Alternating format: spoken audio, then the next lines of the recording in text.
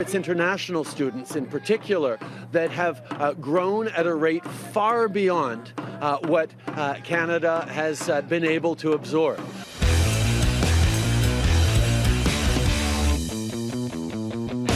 We have now reached the deportation phase of Canada's mass immigration experiment. It's now time for many of the international students who have come to this country to go back home. But the problem is, many of these international students who are supposed to go home now really don't want to leave. In fact, they are now staging protests against provincial and federal governments over new rules which make them ineligible for postgraduate work permits and permanent residency. It really makes it clear that many of these students never really came to this country with the intent to study.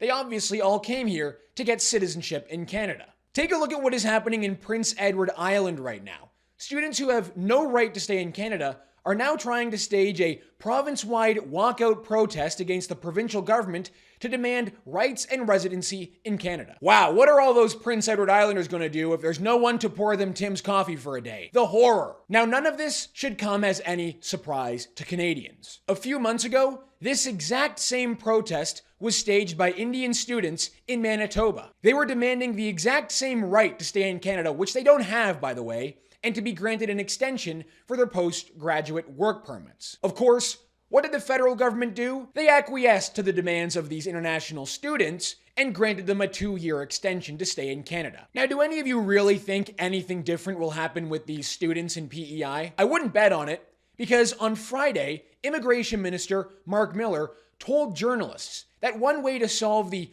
massive surge in temporary residents living in this country would just be to make them all permanent residents. I wish it was a fake story. I wish it was published in the Babylon Bee. But no, it was published in the legacy media. Wouldn't it be great if Canada had some politicians that actually opposed mass immigration, that actually stood up for Canadians who are suffering under this immigration experiment? Now, before we get into it, drop a like in the video, help us out by subscribing to the True North YouTube channel. And the comment question for the episode is this: do you think the students in P.E.I will be granted an extension to stay in Canada? Let me know your answer in the comments below, and let's get into it. Take a look at this. These were the scenes coming out of Prince Edward Island just yesterday, where a group of international students from India are demanding that the provincial government in Prince Edward Island acquiesce to their demands to let them stay in the country even longer. We fight back, these protesters shout in Canadian streets. Fair provincial nomination program draws. We need to be grandfathered. These are the demands that international students who have no right to stay in Canada are calling on the provincial government in Prince Edward Island to meet. Prince Edward Island, of course, is no longer granting postgraduate work permits for people in the sales and service industry. We don't need more Tim Hortons workers in this country. We don't need more international students to work at grocery stores. But that's what these people in Prince Edward Island want. P.E.I is going to grant you a work permit if you work in the healthcare industry, if you can get licensed as a healthcare worker, or if you can build homes. But not if you can just drive a truck. Not if your only skills here in this country are pouring coffee at Tim Hortons. In fact,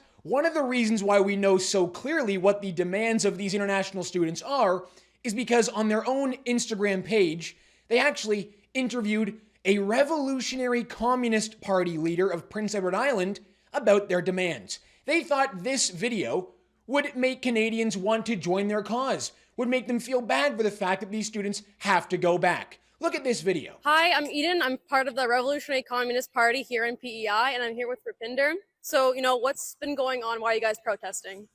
We are protesting because last year, July 2023, P.E.I government changed the rule overnight and we were not even notified. This is the reason we are protesting here, because rules were made all of a sudden and they didn't give us enough time to make our decisions and we were stuck at the same jobs. So if you're in P.E.I, please come out at Finance P.E.I tomorrow at 8 a.m. We need the workers of P.E.I to come support this. A bunch of Canadians living with their parents, barely getting by. They can't afford to buy a house. Young Canadians just getting out of high school can't get entry-level jobs.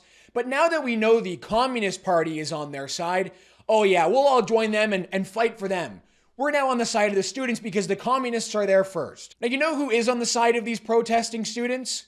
Well, the CBC, who published this ridiculous article basically defending these protesting students who have no skills that are required in the province. It appears that the leader of the protest, Rupinder Singh, might have let the cat out of the bag when speaking to the CBC as to why so many of these Indian students ended up in PEI in the first place.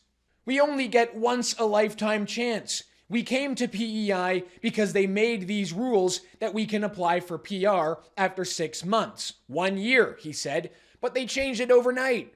Yes, we will be affected, but the people of PEI will also be affected when they have to wait for 20 minutes for the same cup of coffee that they get in 2 minutes. So he's admitting there that they came to PEI because of lenient PR rules. They just wanted to get PR. They never even wanted to study in the first place. And he also admits that they all end up basically working at Tim Hortons. These students think that they have the right to protest the provincial government and be put ahead of the needs of Canadians. PEI, like every other province in this country, now has to rapidly build homes in order to house people who live in PEI, in order to take care of the needs of Canadians first. Meanwhile, Prince Edward Island, an agriculture economy, has had to bulldoze 16 hectares of farmland a day between 2016 and 2021 just to house people. Farmland has been destroyed to make way for this mass immigration wave. So these protesters admit to the CBC that they all work at Tim Hortons and coffee shops and that they came to PEI solely because of the lenient rules. And we're all supposed to pour our hearts out for them and feel bad that they now have to be deported? It's time to go! These people have no right to stay in our country. And Canadians have no obligation to put the needs of foreign students over the needs of their own people. It's time for them to go back. Now, where do you think these protesters got this idea from?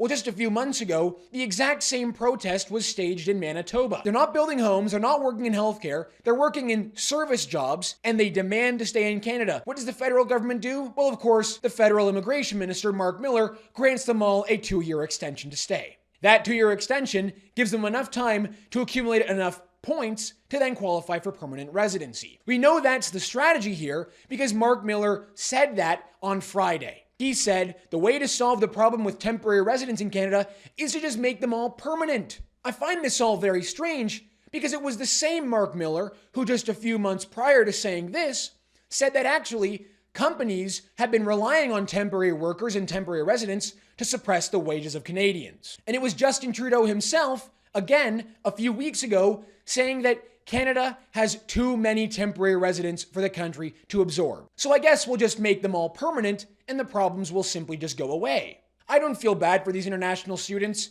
and nor should you. Yes, many of them have been scammed. Many of them were fed a lie about being able to come to Canada and get permanent residency. But the rules are the rules. And when the rules are not being followed, you have to go back. If you come to Canada, for example, with a fake admissions letter, well, you have to go back home. One political leader who really doesn't want to see these students get deported happens to be Pierre Poilievre. A year ago, he addressed a group of protesting international students who were protesting being deported out of Canada because they all had fake admissions letters, and told them to stop the deportations. Stop the deportations. And that Canada needs them to, quote, drive truck. We need 700 young people to work in our factories, in our hospitals, in our shopping centers, driving truck. Canada needs them to solve our demographic problem. We're getting older. We need young people like you. We have a demographic problem. Our population is too old. We need 700 young people. The Conservative leader, siding with the fake international students with fake admissions letters, saying that they need to not be deported from our country. We need them, the ones with fake admissions letters, to solve our demographic problem. Public opinion on immigration has never been more one-sided. Canadians are fed up with this. They have no empathy for these students, and they also have no respect for the federal government that brought them all here to begin with. Take a look at the comments under the protesting PEI students video on social media. Why do we have 40-year-old international students? One person asks. They have no right to be here. As foreign guests, they are here at the pleasure of the Canadian public. If they don't like it, they should return to their home countries. They have no say in Canadian affairs. Quite right. They are all from India. We also need a cap on immigration from India, this person writes. And here's an interesting comment that helps us to segue into the next discussion on international students here. So far this year, we have student visa assassins, student visa car thief rings with dozens of members, and student visa murderers of host families. Wonder what other wonderful diversity will show up unvetted. That's right. International students don't have to go through the same criminal record checks that other newcomers to this country have to go through. And as this user has rightly pointed out, one of these students went on a stabbing spree, killing his host family. And it also turns out that 4 international students are now charged with the murder of Khalistan activist Hardeep Singh Nijjar in Surrey, British Columbia. You know, that major scandal that involved Canada accusing India of committing an extrajudicial assassination on our soil? Well, there have been 4 foreigners who are now charged with the murder of Nijjar, who are here on, wouldn't you guess it, student visas. Now, we've been told in Canada by Khalistani activists that Hardeep Singh Nijjar was just a local plumber. He was not a terrorist. He was not a bad guy.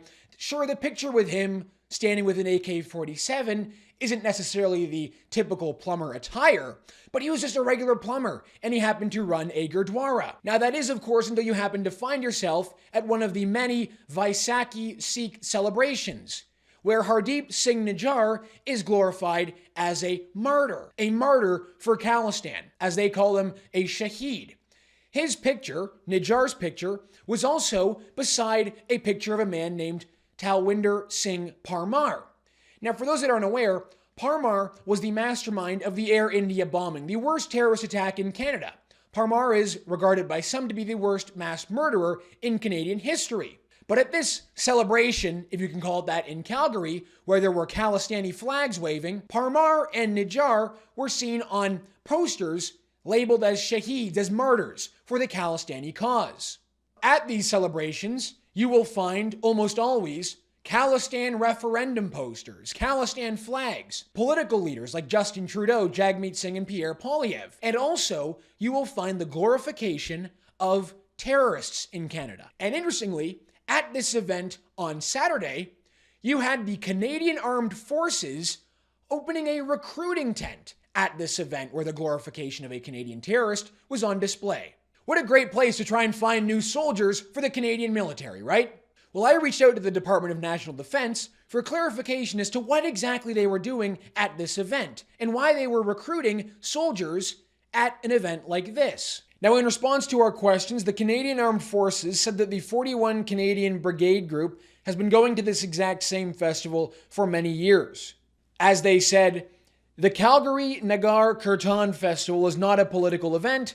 However, as with any public event, the Canadian Armed Forces is not able to control the individuals or groups who choose to attend, nor their personal views. And that the 41 Canadian Brigade Group is proud of their engagement and relationship with various cultural groups within the Calgary community and continues to support our personnel who represent Canada's diversity. The RCMP did not respond back to our request for comment in time for publication. Now that Canada has opened the floodgates to these students and has granted way too many of them permanent residency and status here in Canada, what do we exactly think is going to happen here? Do we think these protests are going to go down quietly? Do we think that the federal government can actually not allow them to stay? Will they just peacefully go back home? We've got a big problem on our hands, thanks entirely to Justin Trudeau. You know what's interesting? In India, international students are not allowed to protest the government. Where these Indian students feel like they have the right to protest our government without any rights here is beyond me, because if you do that in India, it turns out that you just get kicked out right away. So I would assume that these protesting students in Charlottetown know full well that if they were doing what they are doing now in Canada, back home in India, they'd be kicked out right away. But they don't care. These people will protest the P.E.I. government until the government meets their demands. Look, the solution is simple. They have to go back. All right, everyone, that's going to do it for us today on the show. Thank you so much for tuning in. My name is Harrison Faulkner, and this is Ratio.